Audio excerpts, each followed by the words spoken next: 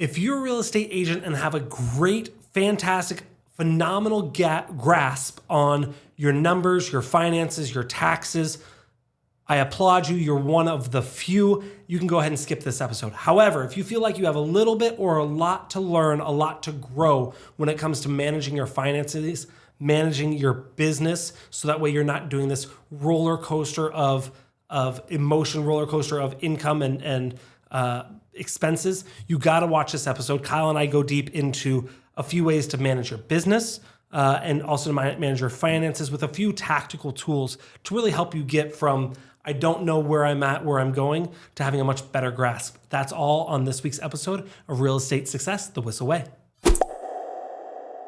Kyle, one of the really cool things about being in real estate is the ability to make a lot of money. And in real estate, it's not a typical job or typical career where you're working for a large corporation where they take a lot of taxes and that sort of stuff out. So I think what we see in real estate, we see a lot of people run into issues of not managing the money they make, and two, having to kind of fight this, I made a lot of money, I made no money. I made a lot of money, I made no money. Today I want to talk about how do you help agents manage commissions and their cash flow to have a sustainable business that's not terrifying and fear-inducing. I'm getting nervous about it just thinking about it. Yeah, no, this will be a good topic because I feel like most brokerages, teams don't ever talk about this stuff. And Lord knows the test they give you at the state doesn't teach you how to run a business either. So I think it's one of the things, I know it's a big focus for me this year with our team to go a lot deeper into this stuff, just because I realize how little education there is out there about this stuff. It's not sexy to talk about a P&L statement or a budget. It's way sexier to talk about a new lead source. I mean, hell, we were just talking about one right before this, a new lead source or a new tech tool or a new video strategy. Like that stuff's sexy and everybody wants to talk about it, but nobody wants to talk about how to actually run a business and especially the financial side of it. So it's gonna be what we're gonna hit on today. So if you like this, make sure you share it with someone, because this is, without money, you don't have a business. Yeah, absolutely. And if you don't have a P&L, I would question whether or not you have a real business or not. So just something to think about. Cool. Well, welcome to the Whissel Way podcast. My name is Kyle Whissel, your host with Whissel Realty Group and eXp Realty in San Diego.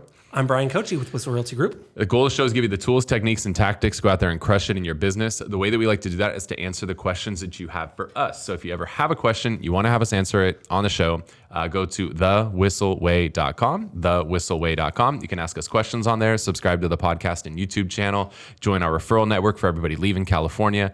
Also get on our private Facebook group and email newsletter list where we share a lot of tips and tricks of stuff we are working on inside our team. All right, let's go. Can you move that down? What down? I just can't see it. There you go. You can see that? Yep. Good. Okay, so what do you want to do with start first putting money aside or managing your business so it's not up and down? I mean, managing the business up and down, I feel like is the easier one, where a lot of agents probably don't feel like that, but that's because they're guilty of not consistently prospecting. What we see in use some hand gestures for those of you guys that are just listening as opposed to watching. You can't always watch these on our YouTube channel, The Whissel Way. But what I find is think about like a teeter-totter.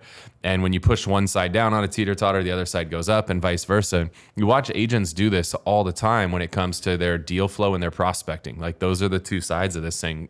So a lot of agents get in the business, they have no deal flow, so that's sitting down low. So they prospect a lot up high. But then what happens is they start to get more deal flow, the deal flow starts to lift, and then the prospecting falls. And then all of a sudden the deals close and it teeter-totters, and this thing just goes back and forth with prospecting and deal flow, prospecting, deal flow, to where when you have that teeter-totter effect, you have a income that looks like a friggin' roller coaster. It's up, it's down, it's up, it's down. You have months where you make 5 figures, you have months where you lose money, and then you make 5 figures and then you lose money. You're all over the friggin' place. To stabilize your income, to actually make that more consistent, you just got to be freaking consistent. You just have to prospect consistently. My strong recommendation is that you prospect for new business, people you've never spoken with, a minimum of an hour a day, and you do lead follow-up with people that you have spoken with and or have contact info for in your CRM, a minimum of an hour a day. So It's effectively 2 hours a day of follow-up with existing clients and generation of new clients. So 2 hours total, 1 hour on prospecting, 1 hour on follow-up. And if agents just did that every single day, it's really not that hard. We actually built a calculator out. If you guys want a copy of it, DM me on Instagram and ask for the spreadsheet with a calculator on how much you need to prospect. Like, it's so simple. I think when you boil it down, if you want to make $250,000 a year and your average commission is $10,000, all you got to do is make like 40 dials a day. I want to say someone literally just sent you a DM about this exact same thing. There you go. I think it boils down to it's like 40 dials a day. If you could just make 40 dials a day, 5 days a week for the entire year, $250,000 based on like standard conversion rates and everything like that. Based on an average price point of? I'm running that at a 10,000 average commission. Okay. So obviously that's going to vary from market to market, price point, percentage, all that. I mean, I met with somebody that recently they moved to Alabama and their average commission rate down there is substantially lower than it is here. So there's just so much variation.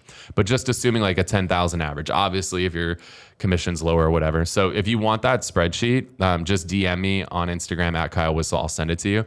But it's very simple. You just have to be consistent, prospect an hour a day, follow up an hour a day. And if you could do that every day, 5 days a week, every week, you're going to be really successful and you will have way more consistent in your income. You will not have that roller coaster. If anything, you'll actually have this income that is going to increase over time because there is a compound effect to that prospecting. So it's something that's going to start slow in the beginning, but as you start to feed that funnel more and more and more, it's going to compound and that income should grow over time.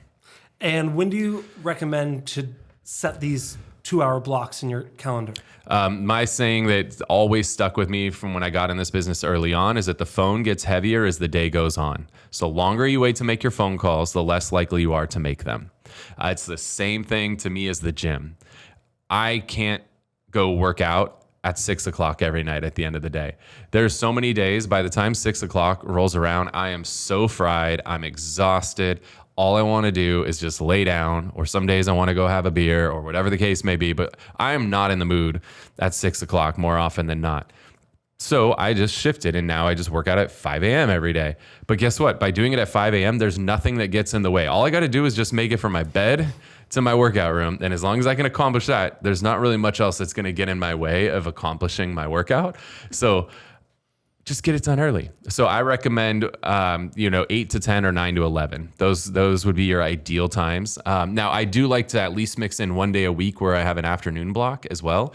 There's just going to be some people you can't reach in that block in the morning time. So I like to mix in an afternoon block and, if possible, like a Saturday morning block before showings, before open houses. So I like to mix that stuff up. But ideally, you're doing it in the mornings. An afternoon block's great, and a Saturday block is even more great. Cool. So that was the easy part. Yeah. Now what's the hard part? Just work consistently. Like it's really not that hard. So then the next part is you got to have a P&L. If you're not familiar with the P&L, it's a profit and loss statement. Just how much money do you have coming in? How much money do you have going out to figure out if you actually made money or not? Now, I'll be very honest. Like, I'm as guilty as anybody. My first few years in the industry, I never knew how much money I made the prior year. It's funny, we're recording this. It's April 15th today, tax day. This was usually about the day that I figured out how much money I made the prior year. Now, I was one of those that got ahead of things, so it was usually like April 14th that I learned how much money I made the prior year. So That's when I did my taxes. So I'd have a whole day to figure out what to do. Did you know you didn't actually have to file yet? Someone you get money back. Your W-2, it's different. No, I actually paid. You got to pay? Yeah, okay. You didn't actually have to pay this year. Because we had rain in California, they gave us like a 2-month extension. So you actually had till June 17th. But someone told me that. I'm like, don't even tell me. I just want to get done. Let me get it done. So yeah, I mean, I was the guy like April 14th, my CPA would be like, oh, here's how much you made gross, and then here's your write-offs, and here's how much money you have to pay. That was terrible. And then I would scramble. I'm like, how the hell am I going to come up with all this money? So that's not the way to go. And usually I'd either not have the money, or I'd pay what I had and then I'd have late fees because I'd have to scrounge to, get the rest of that money. So that's not a healthy way to live, because now your back's against the wall. You end up coming across with commission breath because you're desperate, and that's not a place you want to be in. Any negotiation is be desperate. If you're desperate in negotiation, you're going to lose 99% of the time. So you want to come across from a position of strength and power. And if you've paid all your taxes and you're not stressed about it, then you're not stressed out and you can be in that powerful position. But if you're stressed out because you got this looming tax bill, it's really hard to be at your best in that state. So we have to have a profit and loss. Most important thing, you've got to have a profit and loss. This is just, again, very simple. How much money do you have coming in? How much money do you have going out? There's templates online. I believe mint.com, if you're looking for a solution online, you can sync it up with all your bank accounts. It's one of the better solutions out there. I used to use it before I had to invest in bookkeeping and all that. So mint.com, if you're looking for like a DIY type solution. If you're looking for a done for you solution, Andy Mulholland used to, I don't know if he's still with or is with KW, but he built a company to help agents build P&Ls for their business called Simple Numbers. So we actually, one of our Fast Forward members did a webinar with Andy. If you want a copy of that webinar, just DM me at Kyle Whissel. I'll send you the webinar with Simple Numbers. And it's a few $100 a month, but they can do a profit and loss statement for you. Whether you're a solo agent or a team, they can build out a profit and loss statement for you.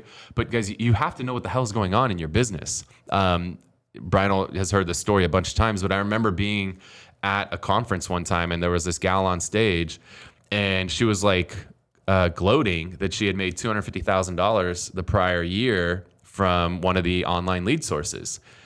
And she was so proud of it. And she's on stage bragging. And then I pulled her aside after and I was like, wow, that's amazing. What are you spending per month?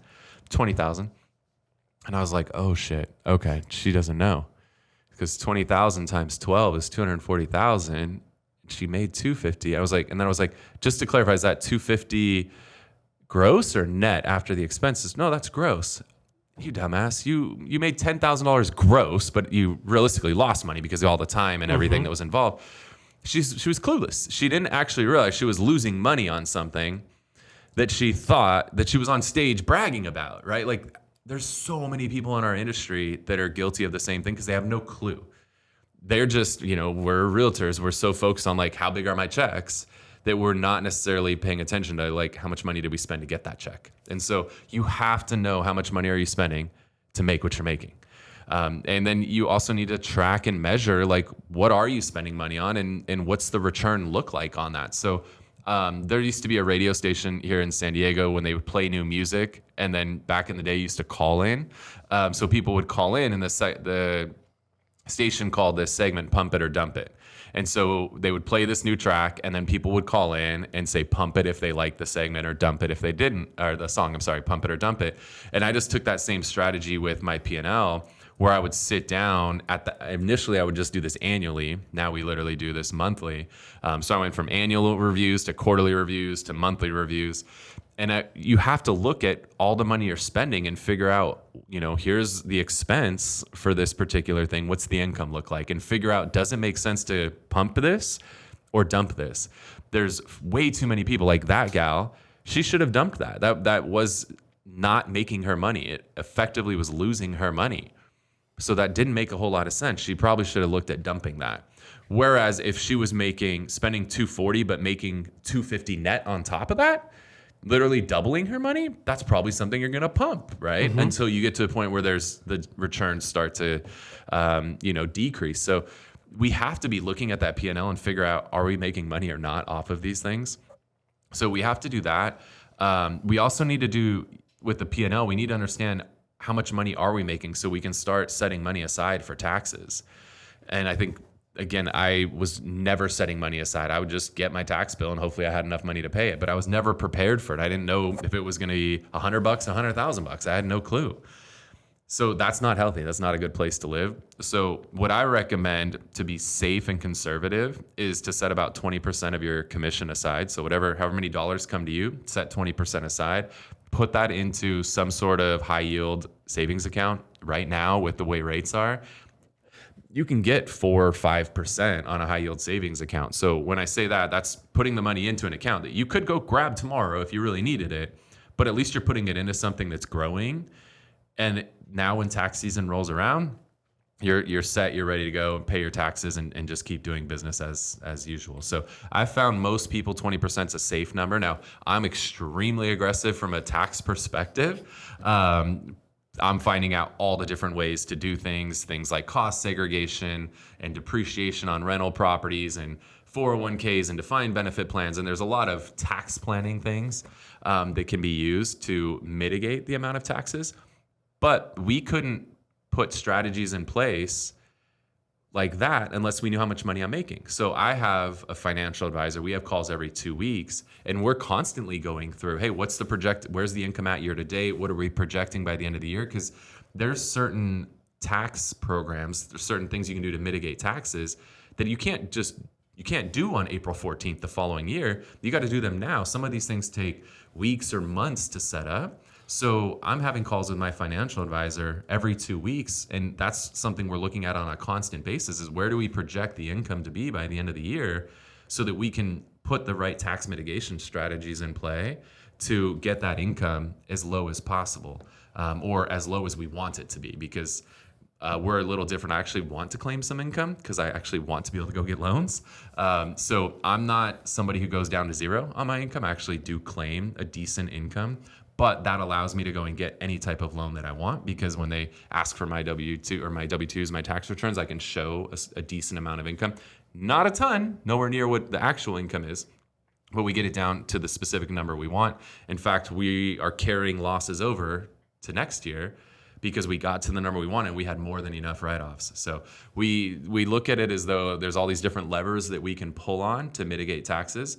We just need to know which levers to pull, but we don't know which levers to pull if we don't know how much money we're making. And that's where the profit and loss statement is so valuable. Couple things before we wrap up. One, you say 20%. When I went, and you've been doing this, you're a lot more risk averse, or I'm a lot more risk averse than you are. When I went to school to get my business degree, they said do a third to savings, a third to taxes, and a third for your checking or whatever. So that's another way to break it down. Yeah, I think because we're in real estate, there's a lot of tax advantages that are available to us in real estate. We're self-employed, right? Independent contractors. There's a lot more that we are able to write off versus, somebody who's in a different type of industry. So because of the industry we're in cars all the time. We're writing off, like, you should be itemizing your mileage or, doing section 1. Like, there's so much we can do in this field where 20% I feel like is very safe. Cool. I'm not even going to go to the other one because I think that's a whole new rabbit hole. Just give me the 30-second answer. Going back to the Zillow perspective, or the online leads, yeah. Zillow, Redfin Homes, whatever you want to call it. There was, if you're breaking even or you're making 10 grand more, you said that's no good. What is the rule of thumb ROI that you want to look at to decide where does it trigger from pump it to dump it? You're saying 1-to-1, we can make arguments the other way around, but 1-to-1 you say dump it, 2-to-1 you say pump it. Yeah, I would say it depends. It depends if I'm a solo agent or a team leader. Okay. So there's stuff, obviously our P&L within the company. There's certain things we do that are about a break even for us, but we do that because those sources have good quality leads that convert at a high percentage, which is very attractive for our agents. So we're willing to take a little bit of a little to no return on a particular team generated lead source. But that helps us attract good agents onto the team. So we understand that where we might not make a lot of profit off of that particular lead source, that lead source attracts good agents onto the team. And there's other lead sources where we are going to make profit. But this is all a formula that we figured out. So we understand that. So that's why I'm saying there's not like a rule of thumb like you're looking for. Yeah. The answer is it depends. But traditionally, you're looking to get a 2-to-1 return. So cool. If I'm spending $240,000 a year into something, I want to see $480,000 come back. Otherwise, it probably doesn't make sense. Now, again, if you're a large team and you're using it and it's part of an overall strategy, maybe it's a little different. But 2-to-1 would be kind of a minimum of what I'd look for. Ideally, 3 or to 5-to-1 type of thing. So, like, if I'm spending $100,000 a year on postcards to farm a neighborhood, it's just my overall farming strategy. if I'm a solo agent, like 2-to-1, I don't know if that's good enough as a solo. Like I'm probably looking for 3-to-1 or more if I was a solo agent. So solo agent versus team, there's going to be some big variance there. But 2-to-1 would kind of be like my minimum for majority of people. Cool. All right, let's get into our widget. Awesome. Well, hopefully you guys enjoyed that. If you did, if you are listening on a podcast platform, make sure to subscribe to the podcast. And if you can hook us up with a little review, maybe just share one little takeaway you got from this episode or one of the previous episodes. Those podcast reviews are super valuable to us and they mean a lot to us, so it's greatly appreciated. And if you're watching on YouTube, hit the thumbs up button. Let YouTube know you enjoyed the show. If you want more of our content, hit the subscribe button and the little notification bell. YouTube will notify you every time we release a new episode. And before we wrap up the show today, one of the things we like to do is share what we call the Whissel Widget of the Week. This is something we utilize in our business. It saves us time, makes us more money, or just helps us have more fun. What do you got for us, Bryan? I'm gonna let you go first. Okay. So I've recently embarked on a fitness journey with John Cheplack and his son Alec. Recently, you mean today? No, I started on Thursday. So I'm learning a lot about nutrition that I probably wish I would have learned earlier. So I'm tracking all my macros. I'm tracking things, obviously how many calories I'm taking in per day to align with my weight loss goal. Also, how many grams of carbs and fat and protein, most importantly. And it's been really interesting, really eye-opening to look into the numbers to understand like what moves the needle, which is actually a really good tie-in to what we just talked about with the P&L. Like if you don't actually pull back the curtain and look and see what's back there, you don't know what's happening.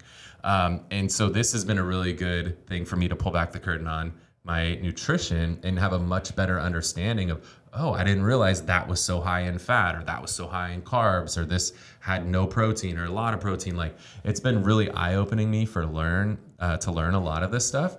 But it's going to help me get to my weight loss goal or just my fitness goal in general so much quicker because I have a better understanding of it. So think about that too in our business. Are you actually pulling back the curtain and seeing what's happening backstage to really understand what it takes to put that performance on that you see in front of the stage? And so the app that we're using is called MyFitnessPal. It's been really cool to see every meal I eat, I'm putting it in there. I have all my goals in there. It's got the little circles just like you have like on a Apple Watch, so you could see how close you are to closing your circles. Like right now, I know I'm super short of my protein number today. But that tells me gives me good guidance of what I need to do tonight to make sure that I close all those circles before the day's over. So I think it's really applicable for my nutrition, but it's also something that's in your general business that we should be tracking and measuring that stuff. You get to gamify your weight loss, which is your favorite thing. Yeah. Mine, I have 3 written down, and I don't love either of them, but this one's my favorite, and I think this is actually really applicable. If you're a Google Sheets fan like I am, like we are at this team, you can put so many, right? Google Sheets, it's like Excel, right?